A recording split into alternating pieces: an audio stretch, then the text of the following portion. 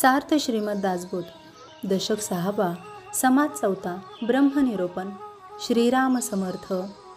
समर्थ म्हणतात, कृतयुगातील 17,28,000 वर्ष, त्रेतायुगाची 12,96,000 वर्ष, द्वापार युगाची 8,64,000 वर्ष आणि आता कलियुगाची गणना ऐका.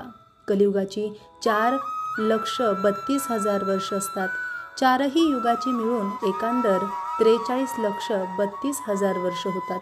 अशी 4 युगे म्हणजे ब्रह्मदेवाचा एक दिवस होय. ब्रह्मदेवाचे असे 1000 दिवस झाले म्हणजे विष्णूची एक घटका होते.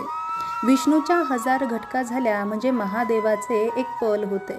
ईश्वराची म्हणजे महादेवाची 1000 पळे झाली म्हणजे आदिशक्तीचे म्हणजेच मूळ मायेचे एक अर्धपळ होते. निरनिराळ्या शास्त्रामध्ये अशी कालगणना सांगितलेली आहे.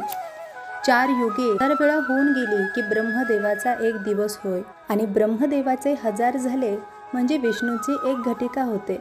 विष्णूची 1000 झाली म्हणजे महादेवाचा एक पळ होतो. आणि महादेवाची 1000 झाली म्हणजे शक्तीचे अर्धपळ होते. अशा अनंत शक्ती होतात. अनंत ब्रह्मांडाच्या रचना होतात व लयात जातात.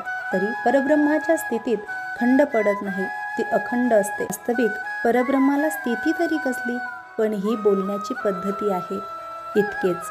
परब्रह्माचे वर्णन करताना वेदश्रुती सुद्धा न इति असे नाही असे म्हणतात. कलियुगाचा 4708 वर्ष आजपर्यंत झाली.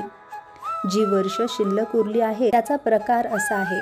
या ओवीवरून दासबोधाची रचना शके 1585 या साली या समासापर्यंत झाली असावी.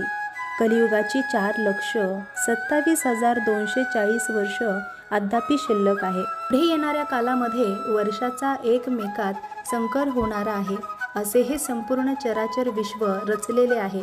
त्यामध्ये एकापेक्षा एक मोठा आहे. या क्रमाने विचार केला तर त्याचा अंत लागत नाही.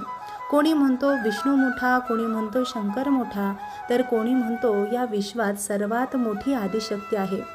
कोण आपापल्या परीने बोलत असतात.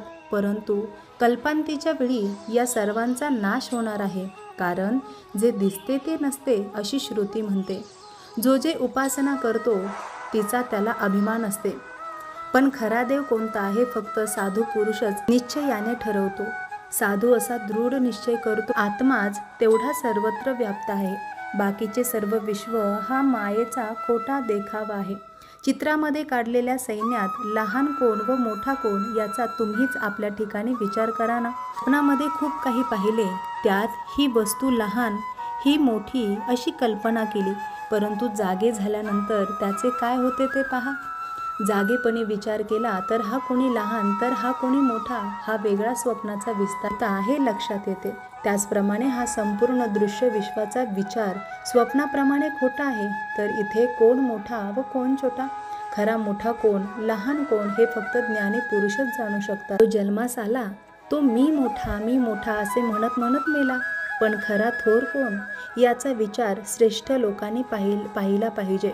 अर्थात प्राणी देहबुद्धीने मरतो व आत्मबुद्धीने अमर होतो. त्यांना आत्मज्ञान झालेच खरे थोर सत्पुरुष असतात असे वेद, शास्त्रे, पुराणे आणि साधू संतांनी सांगितलेले आहे. तात्पर्य सर्वात श्रेष्ठ तो एकच परमात्मा परमेश्वर आहे. त्याच्यामध्ये विष्णू आणि शंकर उत्पन्न होतात आणि जातात. तो परमेश्वर निर्गुण निराकार आहे. तेथे उत्पत्ती नाही, विस्तार नाही. स्थल, काल व आकार यांचा विचार अलीकडचा आहे. नाम, रूप, स्थल, काल, आकार या सर्व मानवी कल्पना आहेत. तथापि ब्रह्मप्रत्ययाच्या वेळी अर्थात ब्रह्मदेवाची 100 वर्ष झाली म्हणजे या सर्वांचा अंत होईल. ब्रह्माला प्रलय नाही. ब्रह्म नामरूपापेक्षा वेगळे आहे आणि ते ब्रह्म कोणत्याही काळी जसेच्या तसेच असते. ते सदैव ब्रह्मस्वरूपाचे निरूपण करतात. ब्रह्माला पूर्णपणे जाणत्या पुरुषांनाच ब्राह्मण समजावे. समाज 4 समाप्त. जय जय रघुवीर समर्थ.